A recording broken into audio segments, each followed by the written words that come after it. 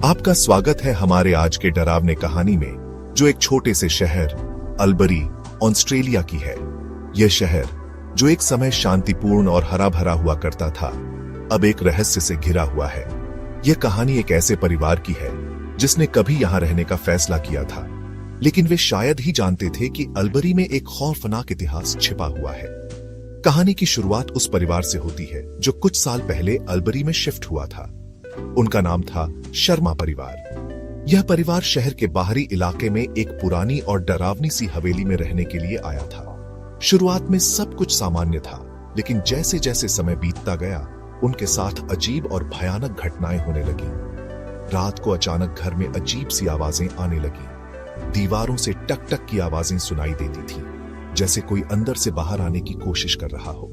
शुरुआत में तो उन्होंने इसे महज एक भ्रम समझा, लेकिन जब इन आवाजों ने रात को और भी भयानक रूप लेना शुरू किया, तो उनका डर बढ़ने लगा। एक रात शर्मा जी ने हिम्मत जुटाकर आवाज की दिशा का पीछा किया।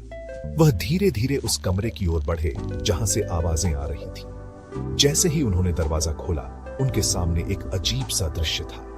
दीवार में एक पुरानी तस्वीर लगी थी, जिसमें एक आदमी खड़ा था। तस्वीर में उस आदमी की आंखें जैसे ही शर्मा जी पर पड़ी, अचानक वह तस्वीर खून से सनी हुई दिखने लगी।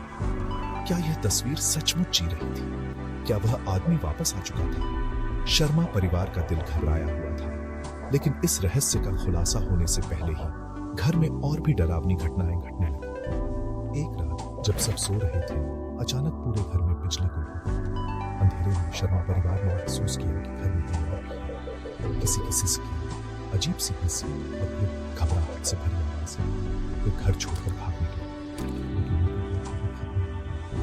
आज भी अल्बरी के लोग उस घर के पास जाने से डरते हैं। कहते हैं कि वो आदमी जिसने अपनी जान खो दी, अब अपनी आत्मा के साथ उस घर में रह सकता है। और अगर आप रात के समय वहां जाएंगे, तो शायद आपको उसकी सिसकी सुन पाएंगे। क्या आप कभी अल्बरी के उस घर में जाने का साहस दिखाएंगे?